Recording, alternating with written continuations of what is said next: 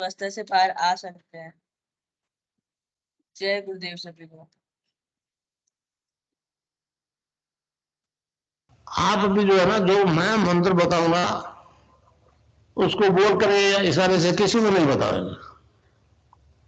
रैदास ने कहा ना, अब कैसे छूटे नाम नाम रट लगी। किसकी लगी नाम रट? राम के लगी, कृष्ण की लगी, ये रोक लगी हुई थी गुरुओं के। और उसका मानसिक जप करना, समझे समझे? वो मंत्र बता दो, एक बीज मंत्र है वो। अब बरगद का पेड़ का बीज राई के दाने जितना होता है, किलोमीटर में फैलेगा, उसका होता है एक शब्द, क्लीन शब्द, क्या था, लय में मिला हुआ, बड़ी की मात्रा और बिंदी, उसका उच्चारण होगा क्लीन गा। गा की ध्वनि निकलेगी पीछे। आप अंग बोलो, यहां स्ट्रोक लगता है, अंग बोलो। कभी मन ही बोल के देखो, अंग बोलो तो यहां स्ट्रोक लगता है। तो इसमें क्लिंग बार बार आएगा। अब वो लय नहीं बनती क्लिंग एक में, तो हमारे ऋषियों ने इसको जपने का तरीके बताया, cling Krishna cling, cling Krishna cling. क्री लगनी चाहिए, क्र में क्री, एक ही मात्रा नहीं लगेगी तो राधा तत्व शामिल नहीं होगा, और राधा के बिना कृष्ण आधा। तो ये इसमें राधा और कृष्ण का मंत्र है। राधा तत्व है सांसारिक सुख देगी, कृष्ण मोक्ष देगा। आप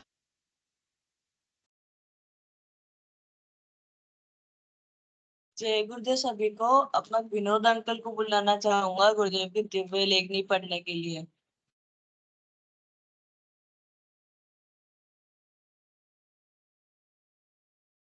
जय गुरुदेव जी, मैं स्क्रीन शेयर कर देता हूँ।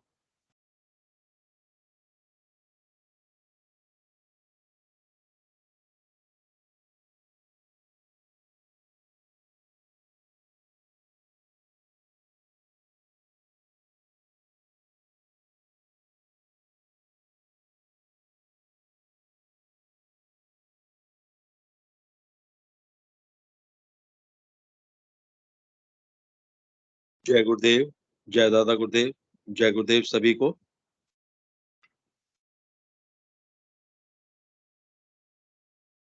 आज जिस नए अध्याय को हम पढ़ना शुरू कर रहे हैं उसका शीर्षक है मात्र सनातन धर्म ही विश्व शांति का रक्षक। महर्षि श्री अरविंद ने घोषणा की थी कि भारत ही भगवान को धरती पर लाएगा। महर्षि श्री अरविंद ने कहा था कि अंधकार ठोस बनकर जम गया है, अब संतों से शांति असंभव है, अब धरा पर भगवान के अवतार की आवश्यकता है, और महर्षि ने मात्र इसीलिए आराधना की। महर्षि अपने उद्देश्य में पूर्ण रूप से सफल हुए और उन्होंने घोषणा कर दी कि 24 नवंबर 1926 को ही श्री कृष्ण का पृथ्वी पर अवतरण हुआ था। श्री कृष्ण अति मानसिक प्रकाश नहीं है। श्री कृष्ण के अवतरण का अर्थ है अधि मानसिक देव का अवतरण, जो जगत को अति मानस और आनंद के लिए तैयार करता है। श्री कृष्ण आनंदमय है। वे अति मानस को अपने आनंद की ओर उद्बुद्ध करके विकास का समर्थन और संचालन करते हैं। इसी संदर्भ में महर्षि श्री अरविंद ने भविष्यवाणी की हुई है कि वह शक्ति जो 24 नवंबर 1926 को मनुष्य के रूप में जन्म ले चुकी है, सन 1993 के अंत तक अपने क्रमिक विकास के साथ संपूर्ण विश्व के सामने प्रकट हो जाएगी। भगवान ने श्री अरविंद को अलीपुर जेल में आदेश दिया था कि मैं इस देश को अपना संदेश फैलाने के लिए उठा रहा हूं। यह संदेश उस सनातन धर्म का संदेश है जिसे तुम अभी तक नहीं जानते थे, पर अब जान गए हो। तुम बाहर जाओ तो अपने देशवासियों को कहना कि तुम सनातन धर्म के लिए उठ रहे हो। तुम्हें स्वार्थ सिद्धि के लिए नहीं, अपितु संसार के लिए उठाया जा रहा है। जब कहा जाता है कि भारतवर्ष महान है, तो उसका मतलब है सनातन धर्म महान है। मैंने तुम्हें दिखा दिया है कि मैं सब जगह और सब में मौजूद हूँ।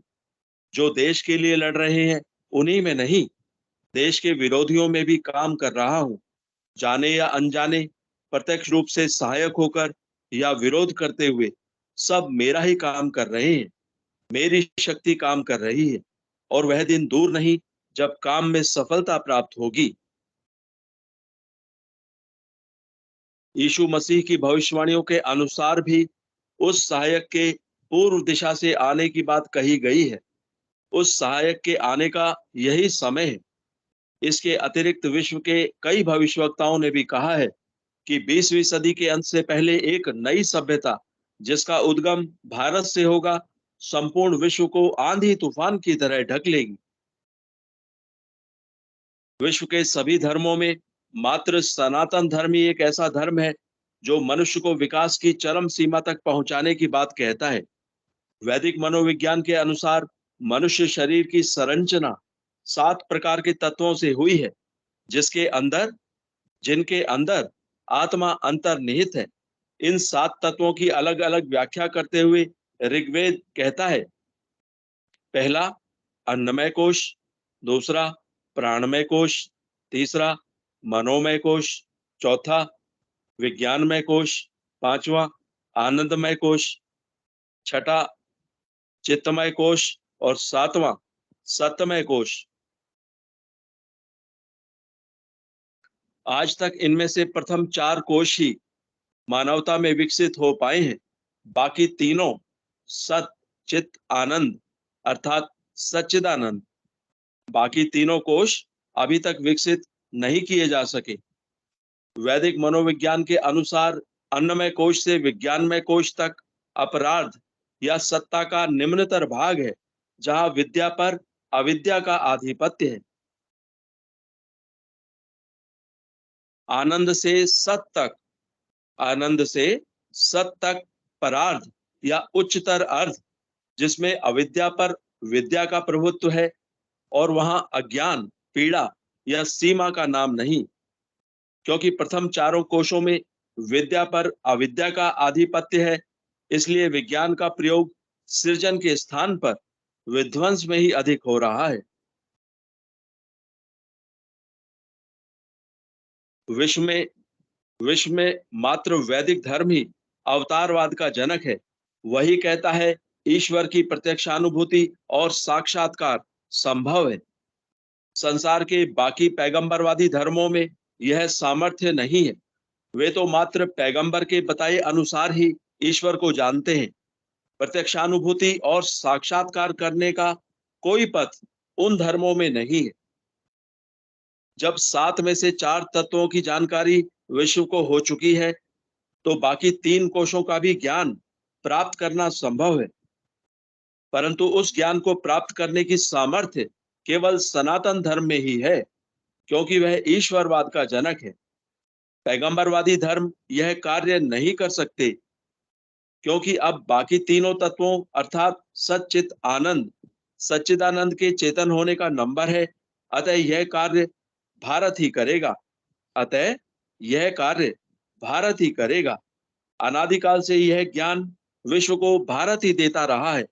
इसी दिव्य ज्ञान का प्रचार प्रसार संपूर्ण विश्व में पुनः करके अपने स्वर्ण युग में प्रवेश कर जाएगा। मनुष्य योनि में चरम विकास की बात कहते हुए भगवान श्री कृष्ण ने गीता के 13वें अध्याय के 22वें श्लोक में पुरुष की व्याख्या करते हुए कहा है, उपद्रष्टानुवंता भर्ता भोक्ता महेश्वर परमात्मेति चापयुक्तो देहस्मिन् पुरुषः पर, अर्थात वास्तव में पुरुष इस देह में स्थित हुआ भी पर अर्थात त्रिगुणातीत ही है। केवल साक्षी होने से उपद्रष्टा और यथार्थ सम्मति देने वाला होने से अनुमंता एवं सबको धारण करने वाला होने से भर्ता, जीव रूप से भोक्ता तथा ब्रह्मादिकों का भी स्वामी होने से महेश्वर और शुद्ध सच्चिदानंद घन होने से परमात्मा, ऐसा कहा गया है। गीता की उपर्युक्त व्याख्या के अनुसार मनुष्य आत्म साक्षात करते हुए तद्रूप बन सकता है। अतः वैदिक मनोविज्ञान के अनुसार उपर्युक्त सातों तत्वों को चेतन करके मनुष्य अपने चरम विकास को प्राप्त कर सकता है। भारत के ही नहीं, विश्व भर के अनेक भविष्यवक्ताओं ने जो भविष्यवाणी की है कि भारत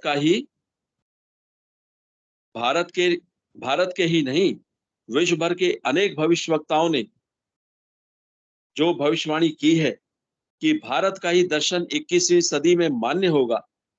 21वीं सदी में भारत पुनः अपने जगत गुरु के पद पर आसीन हो जाएगा।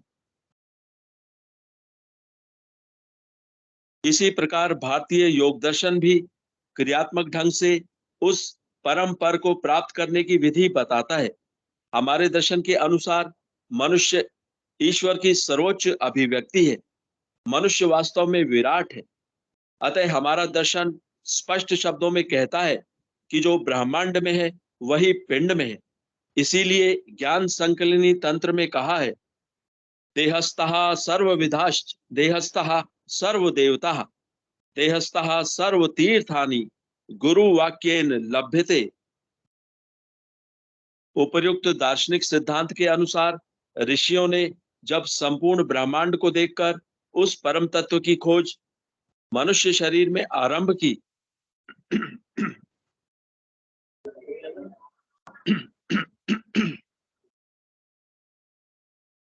उपर्युक्त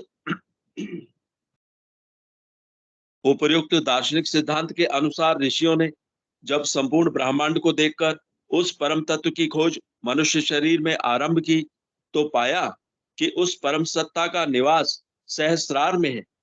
उसी ने अपनी शक्ति के सहारे इस संपूर्ण ब्रह्मांड की रचना की, जिसका निवास स्थान उसने मूलाधार में पाया।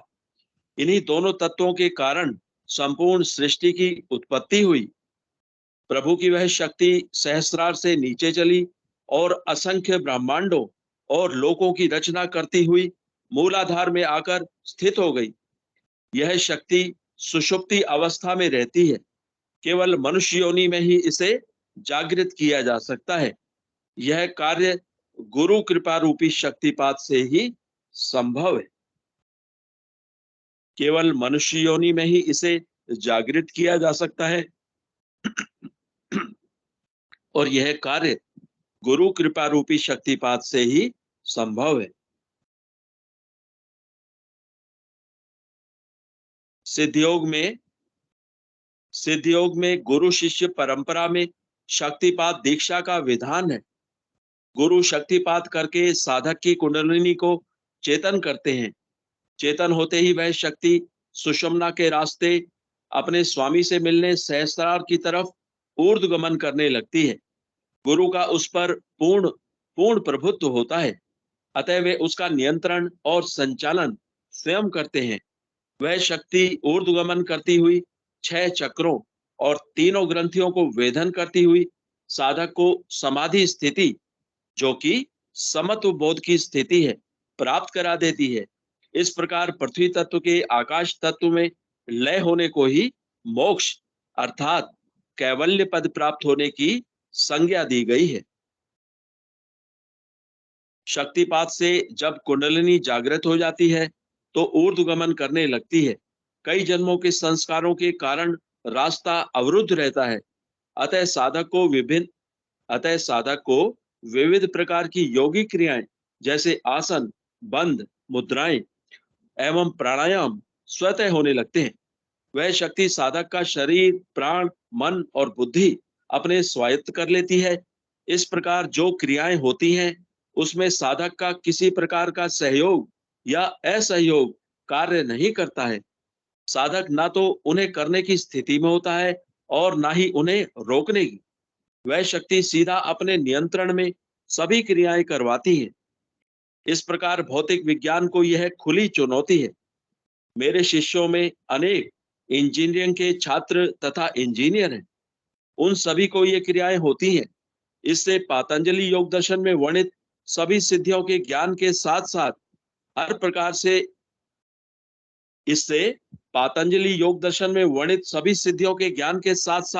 साधक हर प्रकार से पूर्ण स्वस्थ होकर मोक्ष प्राप्त करता है। पातंजलि योग दर्शन में साधक को जिन सिद्धियों का ज्ञान प्राप्त होता है उनमें एक का नाम प्रातिभ ज्ञान है। इस ज्ञान का वर्णन विभूति पाद के 33वें तथा 36वें सूत्र में वर्णन किया गया है। इस संबंध में ऋषि ने कहा है, ततः प्रातिभ श्रावण वेदना स्वाद वार्ता जायन्ते, विभूतिपाद सूत्र 36। अर्थात उससे प्रातिभ, श्रावण, वेदन, आदर्श, आस्वाद और वार्ता, ये 6 सिद्धियां प्रकट होती हैं। पहली है प्रातिभ। इससे भूत, भविष्य और वर्तमान एवं सूक्ष्म ढकी हुई और दूर देश में स्थित वस्तुएं प्रत्यक्ष हो जाती है। दूसरी सिद्धि है श्रावण। इससे दिव्य शब्द सुनने की शक्ति आ जाती है। तीसरी सिद्धि है वेदन। इससे दिव्य स्पर्श का अनुभव करने की शक्ति आ जाती है। चौथी है आदर्श। इससे दिव्य रूप का दर्शन करने की शक्ति आ जाती है। पांचवी है आस्वाद। इससे दिव्य रस का अनुभव करने की शक्ति आ जाती है। और छठी सिद्धि है वार्ता। इससे दिव्य गंध का अनुभव करने की शक्ति आ जाती है। उपर्युक्त ज्ञान के अतिरिक्त पातंजलि योग दर्शन में वर्णित सभी बातों की मेरे अनेक साधकों को प्रत्यक्षानुभूति एवं साक्षात्कार हो रहे हैं, जो कि भौतिक जगत में पूर्ण सत्य प्रमाणित हो रहे हैं। मेरे शिष्यों में अधिकतर शिक्षित स्त्री पुरुष हैं। बहुत से भौतिक विज्ञान के शिक्षक और छात्र हैं। सभी को उपर्युक्त ज्ञान प्राप्त हो रहा है। मेरी मान्यता है कि भौतिक विज्ञान के शोधकर्ताओं की असंख्य समस्याओं का समाधान इस ज्ञान से हो जाएगा। समाधि स्थिति में वह परम सत्ता हर समस्या का समाधान शोधकर्ता को करवा देगी। इस प्रकार विश्व के मानव की असंख्य समस्याओं का समाधान हो जाएगा।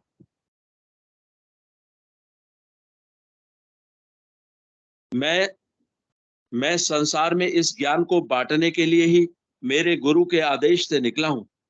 यह ज्ञान मात्र गुरु कृपा से ही प्राप्त होना संभव है। इसकी कीमत मात्र गुरु के चरणों में पूर्ण समर्पण है और किसी विधि या बौद्धिक प्रयास के यह ज्ञान प्राप्त होना असंभव है। इस समय मानव बुद्धि को बहुत बड़ी मानता है, परंतु इस युग का मानव भूल जाता है कि मन बुद्धि को दिन में कई सब्ज बाग दिखाकर चकमा दे जाता है। भारतीय योग दर्शन में मन को स्थिर करके ही यह ज्ञान प्राप्त करने की क्रियात्मक विधि बताई गई है। पातंजलि ऋषि ने जब योग दर्शन लिखना आरंभ किया तो योग की व्याख्या करते हुए दूसरे सूत्र में स्पष्ट शब्दों में कहा है, चित्त की वृत्तियों का निरोध ही योग है और यह कार्य मनुष्य स्वयं नहीं कर सकता। इसमें चेतन गुरु की नितांत आवश्यकता होती है। इस संबंध में महोपनिषद में कहा है, दुर्लभो विषय त्यागो दुर्लभम तत्व दर्शनम दुर्लभो सहजावस्था सद्गुरु हो करुणा बिना। श्लोक नंबर 77।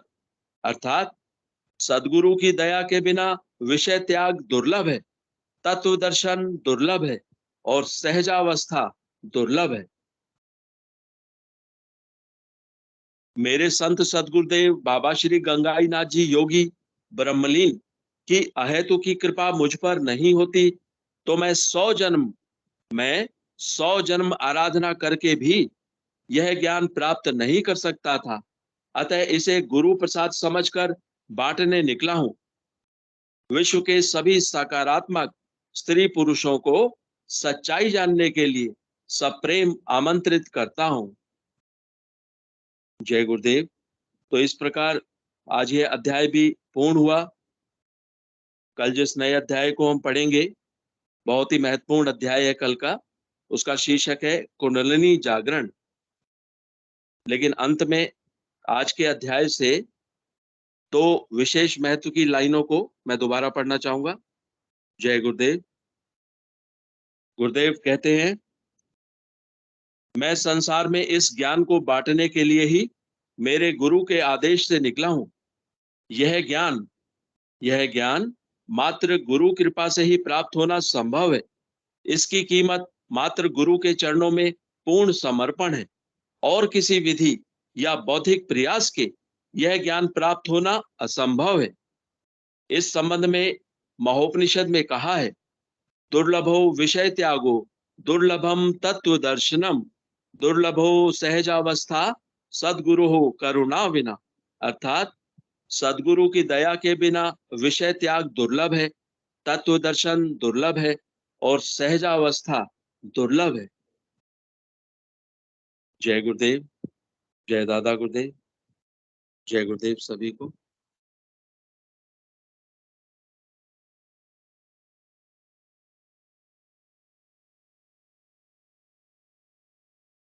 जय गुरुदेव, जय श्री दादा गुरुदेव।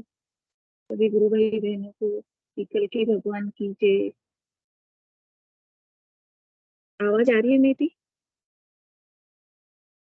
जी जी आ रही है जी? हाँ गुरुदेव विनोद जी, गुरु भाई आवाज आ रही है मेरी? जी, आ रही है गुरु बहन, आ रही है। जी। आध्यात्म विज्ञान सत्संग केंद्र जोधपुर के सानिध्य में और श्री गुरुदेव की अनंत कृपा से चलने वाले इस ध्यान और सत्संग कार्यक्रम में आप सभी गुरु भाई बहनों का मैं हार्दिक स्वागत करती हूँ।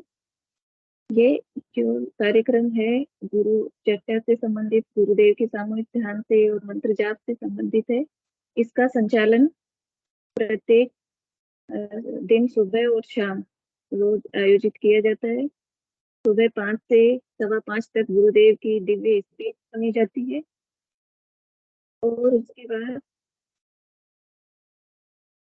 सामूहिक ध्यान किया जाता है। तो इसी प्रकार शाम को भी 7 बजे ये कार्यक्रम शुरू होता है, जिसमें गुरुदेव की दिव्य वाणी सुनने के बाद सामूहिक ध्यान किया जाता है और उसके बाद गुरुदेव द्वारा लिखी हुई दिव्य लेखनी का पाठन किया जाता है। फिर हम सब गुरु भाई बहन आपस में गुरुदेव की जो गुरुदेव की बताई हुई ध्यान और साधना है उसके बारे में, आध्यात्मिक जगत के जो दिव्य अनुभव होते हैं उनके बारे में चर्चा करते हैं और उन अनुभवों को इस मंच पर साझा करते हैं, ताकि और भी कोई गुरु भाई बहन जो नए जुड़े हुए होते हैं उन्हें इन साधना के बारे में पता चले, इसकी दिव्यता का पता चले, इसके महत्व का पता चले और वो भी इसमें आगे बढ़ पाए। तो इसी क्रम में मैं आप सभी गुरु भाई बहनों को मंच पर आमंत्रित करना चाहूंगी। जो भी गुरु भाई बहन अपनी जो है अनुभव बताना चाहे या अपनी कोई जिज्ञासा हो उसे रखना चाहे तो उनका स्वागत है। कोई भी गुरु भाई बहन अपना हैंड रेज करें और अपने अनुभव इस मंच पर साझा करें। जय गुरुदेव। हमारे गुरुदेव की जो आराधना है बहुत ही सीधी और सरल, इस कलयुग के जो मनुष्य हैं उनकी सामर्थ्य को ध्यान में रखकर गुरुदेव ने इतनी सीधी और सरल आराधना दी है कि मनुष्य मात्र इसको अपना सके और कर सके। बस इसमें सुबह और शाम दोनों टाइम 15 मिनट ध्यान करना होता है। गुरुदेव की फोटो के आगे बैठ के उनसे प्रार्थना करके और 15 मिनट का ध्यान लगवाने के लिए उनसे पुकार करके और फिर 15 मिनट ध्यान किया जाता है। मन ही मन बिना होड़ जी बिलाए गुरुदेव के द्वारा दिए हुए संजीवनी मंत्र का जाप करना होता है और वो संजीवनी मंत्र राउंड द क्लॉक दिन भर खाते पीते सब काम करते हुए, भौतिक जो भी अपने कर्तव्य है उनका निर्वहन करते हुए और मन ही मन में बोलते रहना है।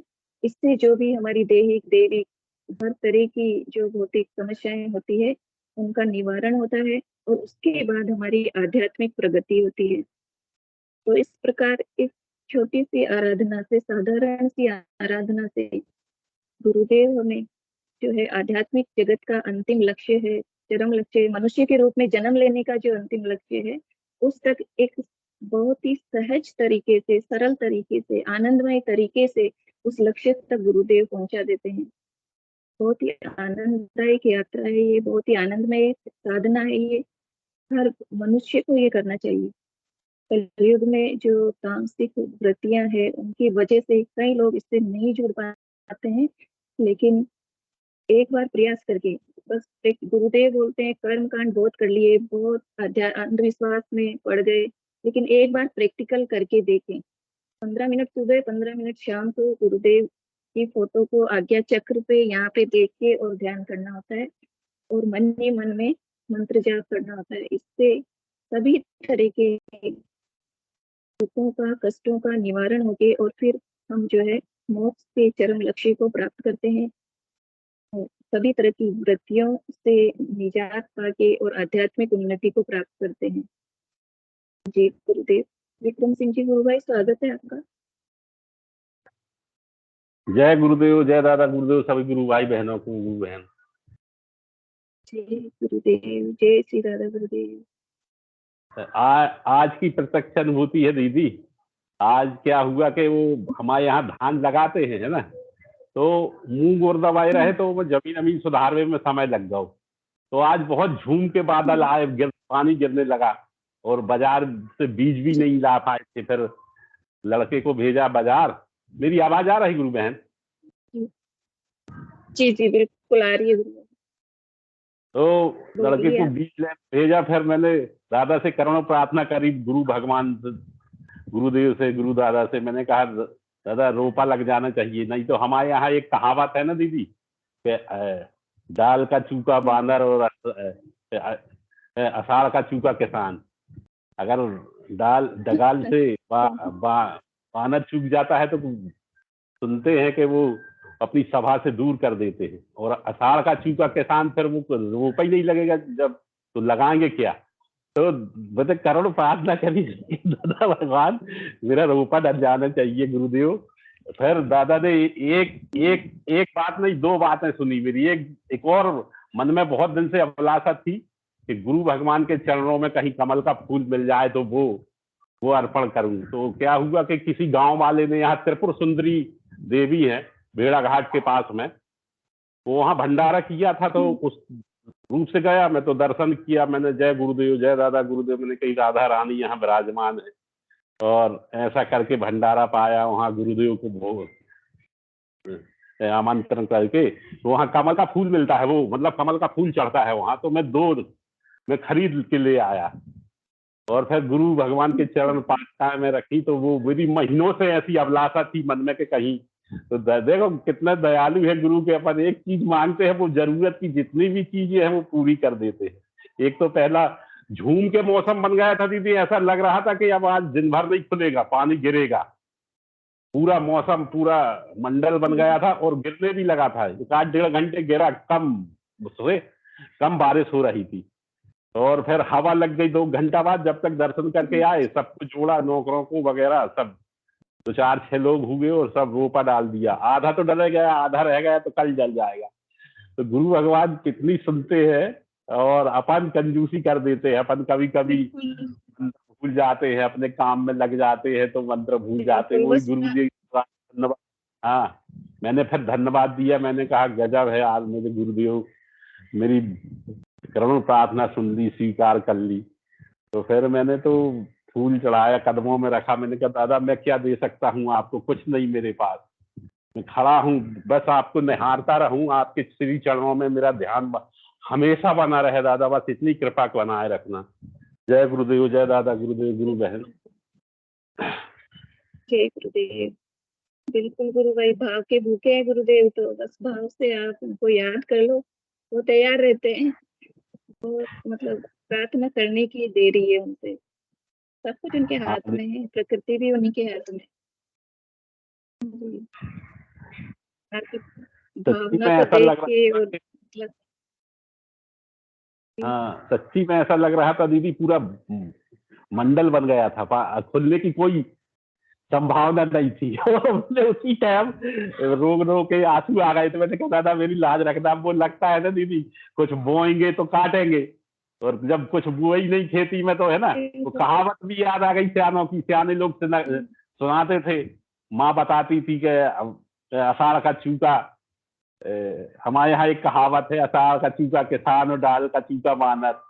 मैंने कहा भगवान कृपा रखना, मेरी लाज संसारी लोग तो है, अपन यही मांगते हैं। तो मैंने कहा गुरुदेव तो मेरी ये प्रार्थना स्वीकार की गुरु भगवान ने, और आज रोपा भी डलवा दिया। और एक और जो मन में बात थी पुरानी, वो भी बताई मैंने कि मुझे ऐसा लगता था कि कहीं कमल का फूल वो हजारिया मिल जाए तो मैं गुरु चरणों में अर्पण करूं। तो वो भी दादा ने महीनों पहले की, मतलब जो हृदय में है वो प्रेम से भर उत्पन्न हो तो वो जरूर जरूर गुरु पूरा करते हैं। वाह, ऐसे गुरु को लाखों प्रणाम, अनंत कोटि कोटि प्रणाम। जय गुरुदेव, दादा गुरुदेव।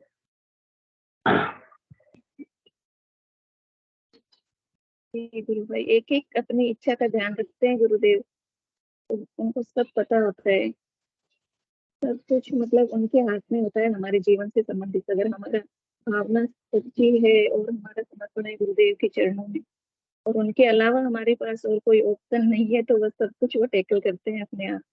तो इसमें अपने को चिंता करने की जरूरत ही नहीं है। जय गुरुदेव। और भी कोई गुरु भाई रहे अपने अनुभव या अपनी जो जिज्ञासा है वो रखना चाहे तो स्वागत है। आज के गुरुदेव की जो दिव्य लेखनी थी उस पर भी कोई गुरु भाई बहन अपना कोई भी प्रश्न या विचार रखना चाहे तो स्वागत है।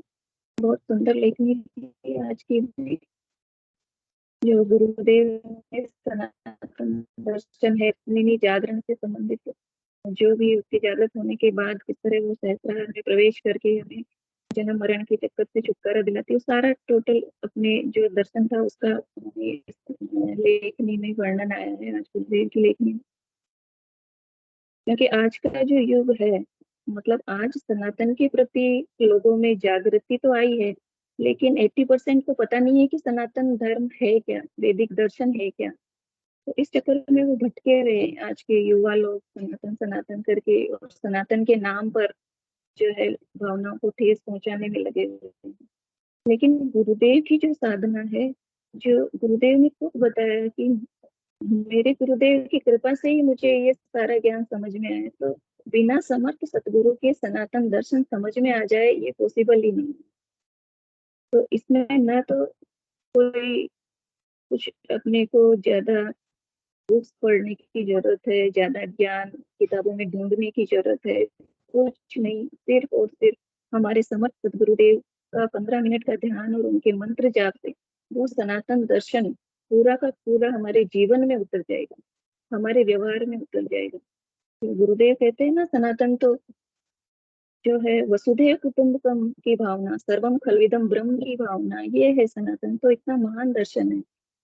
जब गुरुदेव कहते हैं सब कुछ ब्रह्म ही है, सर्वम खलविदम ब्रह्म, तो कौन हिंदू कौन मुसलमान, सब कुछ ब्रह्म स्वरूप है। इतना महान दर्शन है वैदिक दर्शन, इतना सनातन दर्शन महान है। और उस दर्शन के नाम पर लोग इस तरह से बड़े बड़े धर्म गुरु जो है उन्होंने बांट दिया लोगों को इस तरह से। जो प्राणी मात्र में ही ब्रह्म है, तो कोई जातियां कुछ मायने नहीं रखती। तो ऐसा महान दर्शन को जो है सिर्फ और सिर्फ समर्थ सदगुरु की कृपा से ही समझा जा सकता है। उनकी कृपा से ही बिना पढ़ी चीजें समझ में आ जाती है।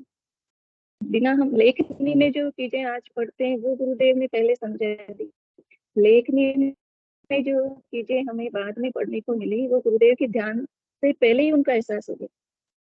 इसका एक उदाहरण मैं मेरे खुद के जीवन से देना चाहती हूँ। जब मैं मन संचालन शुरू किया था मैंने, उसके मतलब 2-3 बार होगा। उसके बाद मैंने एक बार मैंने बोला था कि मतलब हमें इस आनंद में उलझ के नहीं रहना है, इस आनंद से भी आगे बढ़ना है। और उस वक्त मुझे ये भी पता नहीं था कि जो सच्चिदानंद शब्द में जो तीनों शब्द आते हैं, सत्य चित और आनंद, इसमें कौन सा पहले आता है कौन सा बाद में आता है, ये चीज भी मुझे पता नहीं थी उस वक्त। लेकिन वो निकल गई। बाद में मैंने सोचा कि कहीं मैंने ज्यादा तो नहीं बोल दिया, लेकिन बुलवाने वाले तो गुरुदेव है। बाद में यही चीज गुरुदेव की लेखनी में बाद में आई ये चीज। तो उस वक्त भी गुरुदेव की लेखनी में था कि मतलब आनंद के प्रति चेताया गुरुदेव ने, ऐसा कुछ था उसमें, इस आनंद के प्रति चेताया। तो क्रांति जी गुरु बहन ने प्रश्न भी पूछा था, उस वक्त भी मेरे दिमाग में ये चीज थी, इसका सही आंसर था, लेकिन मैं इसको बता नहीं पाई क्योंकि मैंने पहले बोला था भाई, फिर भी मुझे डाउट था।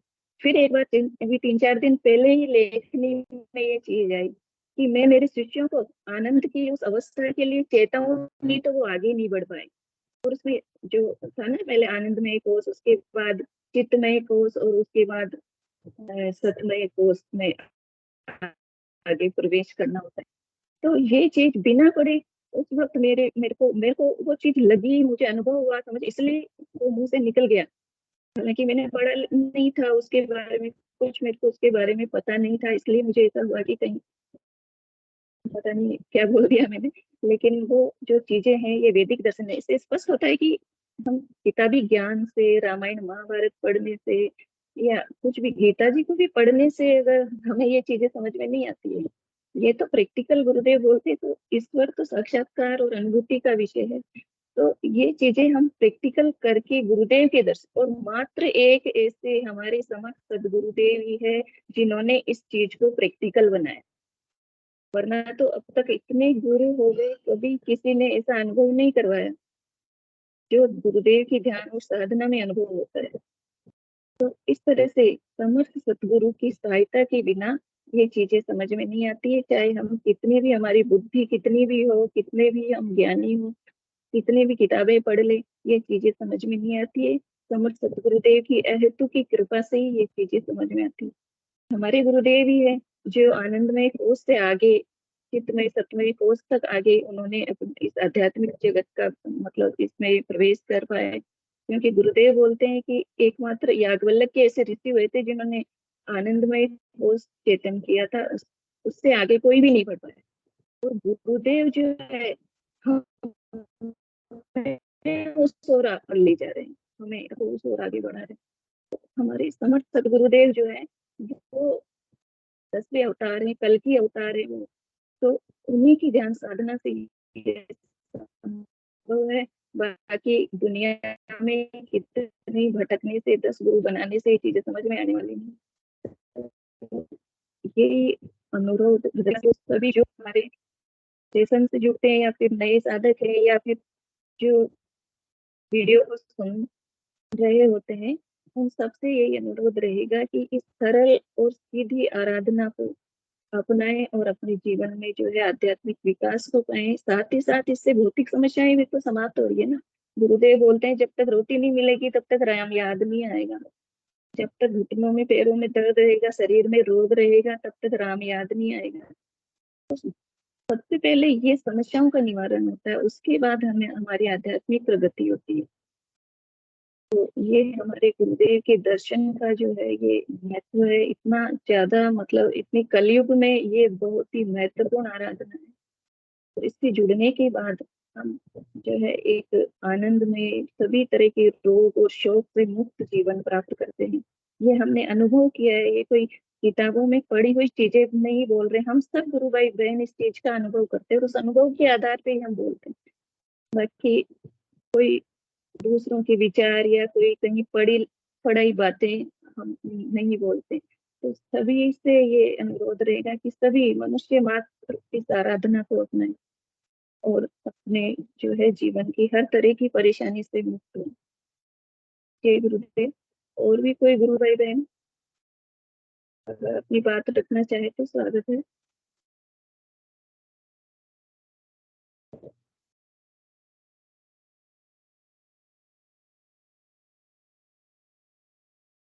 विनोद जी गुरु भाई स्वागत है आपका। जय गुरुदेव। जय गुरुदेव। गुरु बहन अभी कोई हैंड रेज नहीं कर रहा है, तो मैं एक छोटी सी अनुभूति तो अपनी सुना देता हूँ। फिर मैंने एक अनुभूति निकाल रखी है, अच्छी है, वो मैं पढ़ के सुनाना चाहता हूँ। तो छोटी सी जल्दी खत्म हो जाएगी, तो वो फिर बाद में कोई हैंड रेज करना चाहेगा तो उसको भी बुला लेंगे। जय गुरुदेव। तो मेरी अनुभूति तो ये गुरु बहन, वो मैंने जो प्लान ले रखा है उसमें पर डे जो है डाटा की लिमिट होती है, इंटरनेट डाटा की। तो कल वो मैं यूट्यूब पे वीडियो वगैरह देख रहा था, तो मुझे पता ही नहीं चला, वो डाटा जो है खत्म होने वाला था बिल्कुल। तो गुरुदेव गुरुदेव तो देख रहे थे, तो गुरुदेव ने एकदम से जो है वो मुझे एक मैसेज दिखाया कि 30 MB डाटा बचा है अब सिर्फ। तो मैंने कहा अरे यार, मुझे तो पता ही नहीं था, मैं तो यूट्यूब पे लगा हुआ था, देख रहा था तरह तरह के। मैं कहीं खत्म हो जाता, हालांकि चलो उसका भी सॉल्यूशन था, लेकिन गुरुदेव ने एकदम जो है मुझे लास्ट मोमेंट पे बता दिया 30 MB बचे हैं। तो मैंने कहा चलो ठीक है, फिर वो उसके बाद मैंने यूट्यूब वगैरह देखना बंद कर दिया। मैंने कहा चलो इसमें शाम का सेशन, मुझे वैसे एग्जैक्टली नहीं पता था, लेकिन मैंने कहा चलो लगता है कि हो जाएगा इसमें। तो बाद में फिर वो सेशन जब शुरू हुआ तो फिर वो इंटरनेट मैंने यूज किया, तो उसमें वो आराम से मैंने वो पढ़ भी दिया, सारी वो जो लेखनी थी, और अपना प्रोग्राम भी सारा अटेंड कर लिया। अब यहाँ पे मैं एक बात जरूर कहना चाहूंगा कि कोई दूसरा जो है अन्य इंसान वो कह सकता है इत्तेफाक है, ये तो इत्तेफाक से आपको ऐसा हो गया, पता चल गया, ना भी पता चलता है, लेकिन बस यही फर्क होता है कि साधक जो है वो ये सोचता है कि ये मेरे गुरुदेव जो है वो हमारे को हर वक्त हमारे को देखते हैं, हमारे को अपनी शरण में रखते हैं, और जब भी जरूरत पड़ती है वो हमारे को गाइडेंस करते रहते हैं, या हमें मुसीबतों से परेशानी से बचाते रहते हैं, या हमारा मार्गदर्शन करते रहते हैं। तो एक साधक की हमेशा ये भावना होती है, बाकी दूसरे लोग जो है वो अन्य रूप से देख सकते हैं, सोच सकते हैं। तो ये तो मेरी अनुभूति हो गई। अब मैं जल्दी से वो पढ़ देता हूँ, बड़ी अच्छी अनुभूति है वो, एक गुरु बहन की। जय गुरुदेव। और मैं स्क्रीन शेयर कर देता हूँ। जी।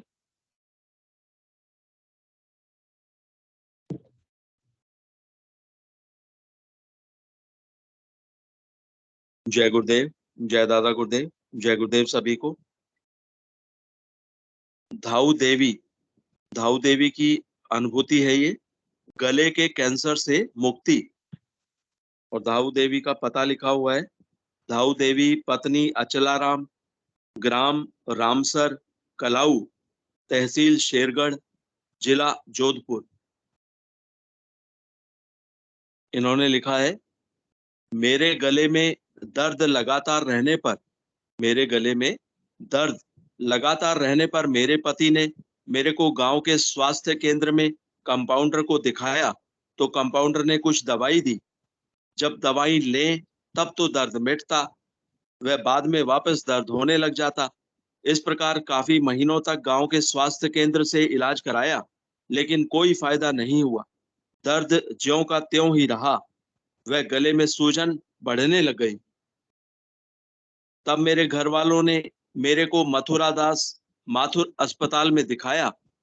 तब डॉक्टर ने गले का चेकिंग किया, तो रिपोर्ट में गले में ट्यूमर कैंसर घोषित कर दिया, तथा डॉक्टरों ने अस्पताल में भर्ती करके कीमोथेरेपी देने की बात कही।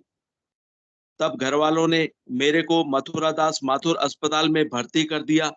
वह 1 माह वह 20 दिन अस्पताल में भर्ती रखा। वह 30 केमोथेरेपियां दी। कीमोथेरेपी से मेरा शरीर बिल्कुल ही कमजोर हो गया। वह मुझ में उठने व बैठने की भी ताकत नहीं रही। डॉक्टर ने कहा कि हमने तो हमारा इलाज कर दिया है, अब घर ले जाओ, वह दवाई गोलियां लेते रहो, कैंसर का पूर्ण इलाज संभव नहीं है। मेरी हालत खराब होती जा रही थी। मेरे गले से खाना निगलना भी बंद हो गया। मेरे देवर कस्तूरा राम ने गुरुदेव श्री रामलाल जी सिया की आराधना करने का तरीका बताया। वह कहा कि गुरुदेव का ध्यान करने से असाध्य रोग मिट जाते हैं। मेरे गांव के निकटवर्ती गांव कलाऊ में गुरुदेव का आश्रम है। मुझे वहां ले गए। वहां पर रह रहे गुरुदेव के शिष्यों ने तस्वीर से ध्यान कराया तथा कहा कि आप नियमित ध्यान व नाम जप करती रहो तो आपका कैंसर ठीक हो जाएगा। मैंने ऐसा ही किया। गुरुदेव का फोटो घर के आले में एक जगह स्थापित कर दी। वह रोज सुबह शाम फोटो के सामने बैठकर ध्यान लगाना शुरू कर दिया। तो ध्यान के दौरान मेरे को योग शुरू हो गया। वह धीरे धीरे गले में सूजन मिटने लगी। मैंने रोटी खाना शुरू कर दिया। गले में कोई अड़चन नहीं होती थी। इस प्रकार मैं लगातार गुरुदेव का ध्यान करती रही। वह दिनांक 28 अगस्त 2008 को जोधपुर जाकर गुरुदेव से दीक्षा ली। यानी कि यह सब काम जो है दीक्षा लेने से पहले के हुए हैं। जी इस प्रकार मैं लगातार गुरुदेव का ध्यान करती रही। वह दिनांक 28 अगस्त 2008 को जोधपुर जाकर गुरुदेव से दीक्षा ली। उसके बाद मैं गुरुदेव के बताए नाम का जप सुबह शाम ध्यान नाम का जप वह सुबह शाम ध्यान करती रही और अब मैं बिल्कुल पूर्ण रूप से स्वस्थ हूँ। दिन में 3 बार खाना खाती हूँ। वह घर का सारा काम करती हूँ। मेरे को तो गुरुदेव ने नया जीवन दिया है, अतः मेरे लिए गुरुदेव भगवान है। जय गुरुदेव, जय दादा गुरुदेव, जय गुरुदेव सभी को। जय गुरुदेव, जय गुरुदेव गुरुदेव। बहुत ही सुंदर जो कि ये अनुभव है गुरुदेव का। तो इस तरह के असाध्य रोगों से गुरुदेव के ध्यान और मंत्र जाप से सहज ही मतलब साधना जो मंत्र जाप दीक्षा लेने से पूर्व ही इस तरह से गुरुदेव ने उनको अनुभव करवा दिया और उनके रोग को ठीक कर दिया, कैंसर जैसे असाध्य रोग को। और लाखों लोग हैं, गुरुदेव बोलते हैं कि इस बीच में कि मैंने रिपोर्ट्स लेना ही छोड़ दी, कितनी ले लेके रख दी, इतने लाखों लोग ठीक हो रहे। तो कैंसर जैसे जो मतलब भौतिक जो विज्ञान है उसने जिस चीज के लिए असंभव बोल दिया वो गुरुदेव की ध्यान और साधना से संभव हो रहा है, लाखों का हो रहा है। तो ये जो है गुरुदेव के जो समर्थ होने का जीता जागता प्रमाण है और इसे अपना के एड्स कैंसर जैसे असाध्य रोगों से ठीक हुआ जा सकता है। जय गुरुदेव। मनोज कुमार गुरु भाई, स्वागत है आपका। जय गुरुदेव जी सबको। अभी जो विनोद भाई बोल रहे थे ना जो इंटरनेट का, मेरा एक दिन शाम को 5:25 में उसका पैक खत्म हो गया। फिर भी मेरा बेटा शाम को 7:35 से 6 बजे ट्राई कर रहा था, रिचार्ज नहीं हो रहा था। 7:35 रिचार्ज किया तब हुआ 2 घंटा 10 मिनट इंटरनेट चालू था। क्योंकि ये बीच में जो डाटा कटने का वो कटा नहीं था।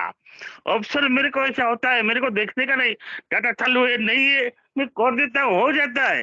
फिर वो मैं देखता अरे डाटा बंद है, किधर भी सोशल मीडिया में घुस जाता हूँ। डाटा चालू है नहीं, देखने का नहीं। अब 3 महीने हो गया, डायरेक्ट हो जाता है। एक बार दिन में 12 या 1 बजे पूरा हो गया, मेरे को 5 बजे मालूम हुआ। मैं 4 बजे देखा, मैं चालू कर दिया कुछ फेसबुक में किसमें, वो पूरा ओके। वो ऐसा नहीं कुछ वो दिखाता ऑफलाइन बोल के, मगर ओके हो जाता है, नहीं तो ओके नहीं होगा, पेंडिंग हो जाता है। मेरे को ये लगभग मेरे को क्या है, कभी कभी किधर से भी आऊंगा, बाहर जाऊंगा तो मोबाइल रख के पूरा मैं डायरेक्ट चालू हो जाता हूँ।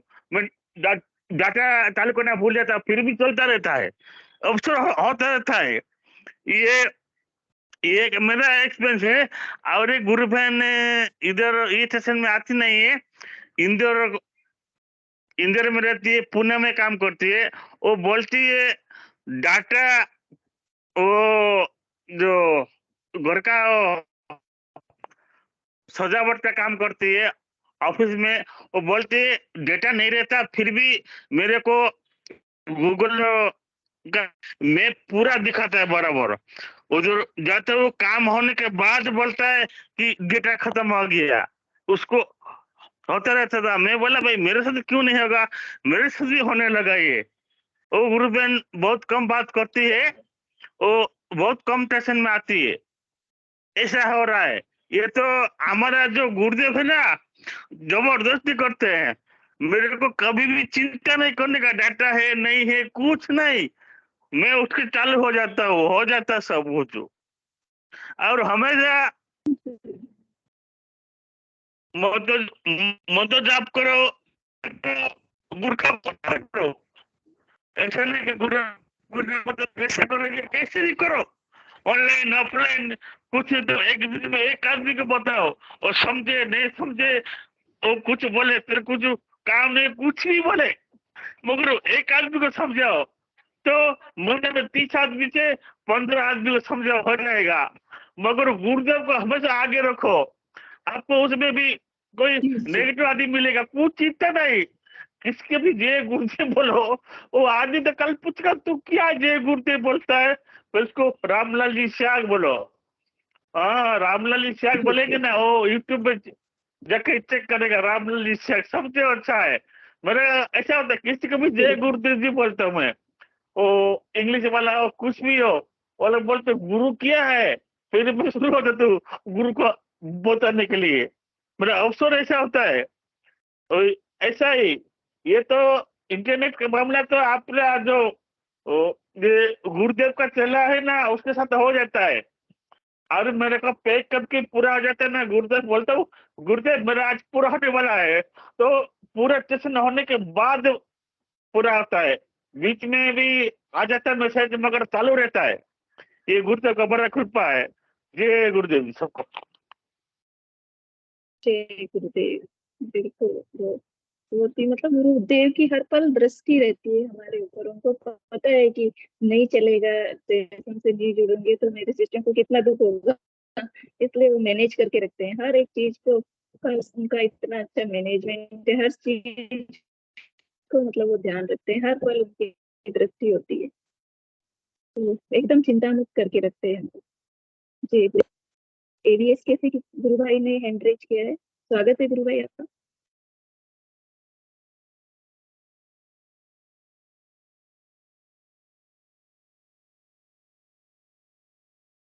जय गुरुदेव। जय जय गुरुदेव। दादा गुरुदेव। जय गुरुदेव। मेरी आवाज आ रही है? जी दादा गुरुदेव। जय गुरुदेव। जय गुरुदेव। जय आज गुरु का भाई आ रही है। सेशन, समस्त सेशन में जितनी भी गुरुदेव की लेखनी पढ़ी गई है, उसमें सब सेशन का सार आज पढ़ा गया है ना। हम लोग की साधना का सार, जैसे एक महोपनिषद से एक जो श्लोक का पाठ किया गया है, दुर्लभ जो है विषय त्याग, विषय का त्याग करना दुर्लभ है। तत्व दर्शन माने आत्मा का दर्शन करना दुर्लभ है। और अपनी सहज अवस्था में को प्राप्त करना दुर्लभ है। ये तीन दुर्लभ चीज हम लोगों को मिलती है केवल और केवल सदगुरु की करुणा। जब गुरुदेव करुणा करते हैं तभी ये सब चीज हम लोगों को मिलता है, शिष्य को मिलता है। और हम लोग मैंने सब समय चिंतित रहते हैं कि हमारी ये समस्या दूर हो रही है, वो समस्या दूर नहीं हो रही है, या हमारा आध्यात्मिक प्रोग्रेस नहीं हो रहा है। तो प्रोग्रेस होगा कैसे? जब गुरुदेव करुणा करेंगे। करुणा नहीं करेंगे तो प्रोग्रेस होगा नहीं। हाँ, तो हम लोग को ये सेशन के माध्यम से ये लाइन को हम लोगों को मैंने अवश्य याद रखना चाहिए कि मैंने गुरुदेव करुणा करेंगे तभी साधना हम लोगों की आगे बढ़ सकती है, और हम लोग उस तत्व दर्शन को प्राप्त कर सकते हैं। हम अब पुरानी जितनी पद्धति ये गुरुदेव के आने के पहले थी, वहां भी गुरु शिष्य परंपरा होती थी। तो गुरुदेव को करुणा कैसे पाते थे उस समय? शिष्य लोग गुरुदेव के आश्रम में चले गए हैं, पूरा संसार को छोड़कर गुरुदेव के प्रति समर्पित हो जाते थे, भी गुरुदेव की सेवा करते थे। इवन मैंने गुरुदेव उनको काम दिया करते थे, मैंने जाओ गाय चरा कर लेके आ जाओ, जा सूखी लकड़ी लेके आ जाओ। बहुत कठिन कठिन काम करना पड़ता था। हाँ, फिर उसके बाद ऐसा क्या होता था, मैंने गुरुदेव के खाने के बाद खाएंगे, गुरुदेव के सोने के बाद सोएंगे, उनको उनकी पैरों की सेवा कर दें, ये सब करके इतना मैंने तब करना पड़ता था। और इवन मैंने गुरु के सामने कुछ बोलते भी नहीं रहते थे, चुप करके बैठे रहते थे एकदम शांत। उसके मन में कुछ बात भी आ रहा है लेकिन गुरुदेव से बोल नहीं पा रहे, ऐसी परिस्थिति होती थी। यानी इतना सब कुछ करने के बाद गुरुदेव प्रसन्न होते थे। हाँ, और जब प्रसन्न होते थे मानो उनकी करुणा जब बरसती थी, तब जाके शिष्य को आत्म साक्षात्कार होता है। तो इस चीज को हम लोग को ध्यान रखना है कि जब तक गुरुदेव की करुणा नहीं बरसती है हम पर, तब तक हमारा कुछ नहीं हो सकता। तो गुरुदेव की करुणा कैसे बरसेगी, इस पर हम लोगों को आत्म मंथन करना है, कैसे गुरुदेव करुणा करेंगे। हाँ, गुरुदेव करुणा, गुरुदेव तो तस्वीर के माध्यम से हमारे घर पर ही बैठे हुए हैं। गुरुदेव ने बोला भी है, मुझे वही शिष्य प्रिय है जो अधिक से अधिक नाम जप करता है। गुरुदेव के आदेश के मानते हुए नाम जप करना है, गुरु की सेवा करनी है। और सबसे इम्पोर्टेंट बात एक निष्ठा। मेरे जीवन में गुरुदेव के सिवा और दूसरा कोई नहीं है। जब क्या गुरुदेव तो भीतर है, वो भीतर के भाव को समझते हैं। जब ऐसा स्थिति जब आ जाता है तब जाके वो पिघलते हैं, गुरु पिघलते हैं और करुणा करते हैं। और करुणा करने के मात्र से ही ये जो तीन स्थितियां हैं, जो विषय को त्याग करना या तत्व दर्शन करना या सहज अवस्था को प्राप्त करना, ये केवल गुरुदेव की करुणा पर निर्भर करती है। इसलिए हम लोग इस सेशन के माध्यम से सभी को आग्रह कर रहे हैं, आग्रह करेंगे कि माने हम लोगों को आत्म मंथन करना है, कैसे गुरुदेव की करुणा हम लोगों को मिले। हाँ, बहुत सारे गुरु भाई और गुरु बहन जुड़ते हैं, हाँ, प्रोग्रेस नहीं हो रहा है, हाँ, तो प्रोग्रेस नहीं हो रहा है, इसका एकमात्र कारण है कि उसकी करुणा को हम लोग नहीं प्राप्त कर सके हैं। तो उसी करुणा को हम लोग को प्राप्त करने का प्रयास करना है। किस भी विधि से आप अपना मंथन कीजिए और कैसे भी करके उसकी करुणा हमारे ऊपर बरसे, इस पर हम लोगों को मंथन करके गुरु सेवा और मंत्र जाप करना है, तभी जाके हमारी जो आध्यात्मिक उपलब्धि है वो सर्वोच्च अवस्था तक पहुंच पाएगी, उसके पहले संभव नहीं है। तो ये बड़ा दिव्य मैंने बात आज की लेखनी से पता चला, समस्त हम लोग जितना भी डिस्कशन करते हैं उसका सार आज पता चला, इसलिए मैं बोलने आया। जय गुरुदेव, जय दादा गुरुदेव।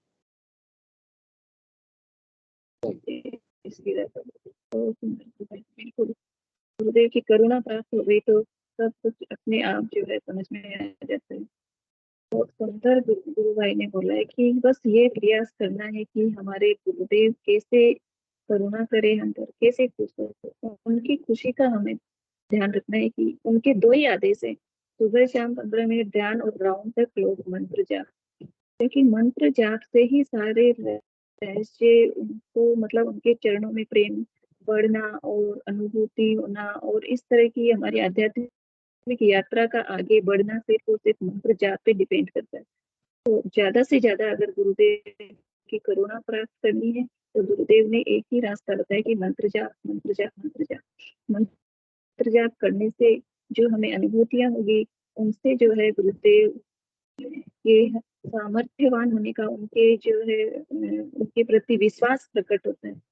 इसका मैं एक अनुभूति से उदाहरण देना चाहूंगी। जैसे मेरे जो है भाभी है, उनकी अनुभूति है ये, तो मतलब उन्होंने अभी ध्यान करना शुरू ही किया है, तो 2-3 दिन ध्यान किया तब उनको कुछ नहीं हुआ, तो उन्होंने मेरे को बोला कि अगर मेरे को तो ऐसा लगेगा ना तो ही करूंगी मैं, वरना नहीं करूंगी। मैंने कहा ठीक है, करोगे तभी तो लगेगा ना, करते तो रहो ध्यान, अभी तो करो तो सही करो। तो कल या परसों के दिन ही मतलब सुबह सुबह वो ध्यान कर रहे थे, तो मैं बाहर गई हुई थी और जब मैं वापस आई तो वो भाग के और गेट पे इतनी खुश होके खड़ी हुई थी और बोली, उनकी आंखों में पानी आ रहा था, और बोला है कि आज मुझे है ना ऐसी अनुभूति, मतलब ब्लू जो नीला प्रकाश है वो प्रकाश दिखाई दिया, और वो ऐसे म्यूजिक की शेप में, जैसे म्यूजिक की वो होती है ना तरंगे, उस शेप में, और अंदर अंदर जैसे गुफा में वो म्यूजिक जा रहा हो, जैसे एकदम जिक जेक होता हुआ अंदर अंदर पता नहीं जाता ही जा रहा था एकदम। और वो उनको ऐसा एहसास, हालांकि सुनाई नहीं दिया मंत्र, लेकिन ऐसा उनको अनुभव हुआ कि ये मंत्र चल रहा है, ये मंत्र, ऐसा उनको अनुभव हुआ। तो वो इतनी खुश हो गई। फिर मैंने देखा कि शाम को वो अपनी मम्मी को फोन करके बोलती कि उनकी मम्मी को मैंने जब वो सुना ना तब वो बोल रही थी कि ये 10वें अवतार है। मतलब जिस चीज को हमें समझने में खुद को इतना टाइम लग गया, उसको एक अनुभव, और इतना उनको गुरुदेव ने शरण में लिया कि वो अपनी मम्मी को बोल रही है कि अब तक 9 ही अवतार हुए हैं और ये गुरुजी 10वें अवतार है, इनका ध्यान करो, आप भी यूट्यूब पे सर्च करो। और उसके बाद जो है वो उनके गुरुदेव के वीडियो देखने में लगी हुई है। तो एक बार प्रैक्टिकली करके देखो, उसके बाद अपने आप गुरुदेव रास्ता बता देंगे आगे कैसे उनकी करुणा प्राप्त की जा सकती है, कैसे उनके चरणों में विश्वास करना होता है। क्योंकि हम जब नए नए जुड़ते हैं तो जब ये हमको गुरुदेव आध्यात्मिक जगत से जुड़ी हुई अनुभूतियां बताते हैं, मतलब अनुभव करवाने का विश्वास पैदा होता है कि नहीं, यही है असली गुरु, यही हमें जो है माया जाल से निकाल सकते हैं, सहजा अवस्था तक यही पहुंचा सकते हैं। तो इस तरह से गुरुदेव की करुणा प्राप्त करने की हमें कोशिश,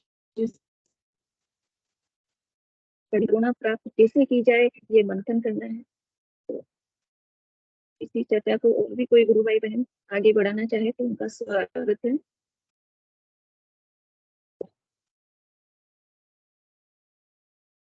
सहज होना, सरल होना, विनम्र होना इतना आसान नहीं है। लोग दिखावा करते हैं सहज होने का, लेकिन उनके अंदर अहम कूद कूद के भरा होता है। बाहर से दिखावा करते हैं कि हमसे, लेकिन इसके लिए जो है और साधना और तपस्या करनी होती है सहज और सरल बनने के लिए। तो वो साधना और तपस्या हमारे गुरुदेव के ध्यान और योग से, उनके मंत्र जाप से इतनी सरल तरीके से हो जाती है कि गुरुदेव हमें एक आनंदमय तरीके से उस सहजावस्था तक ले जाते हैं, सहज और सरल बना देते हैं। गुरुदेव की कृपा प्राप्त हो जाए उसके बाद जो है कुछ भी प्राप्त करना शेष नहीं रह जाता है। गुरुदेव की कृपा से ही सारे काम अपने आप बनते हुए चले जाते हैं। आनंदमय जगत में प्रवेश करने के बाद गुरुदेव बोलते हैं ना, शुद्ध बुद्ध हो जाता है साधक। तो जब तक मैं नहीं चाहता हूँ वो आगे नहीं बढ़ पाता है। तो ये जो चीज है, मतलब हमको तो इतनी शुद्ध बुद्धि ही नहीं रहती है कि जब हम गुरुदेव की साधना करते हैं, आराधना करते हैं, तो इन सब चीजों की, लेकिन गुरुदेव जब है हर एक चीज को हर पल हमें संभाले हुए होते हैं, देखते रहते हैं कि इसको किस तरह आगे ले जाना है, किस तरह आगे बढ़ाना है। कोई और गुरु भाई बहन अपने विचार रखना चाहे तो स्वागत है, वरना सेशन का समय भी हो चुका है।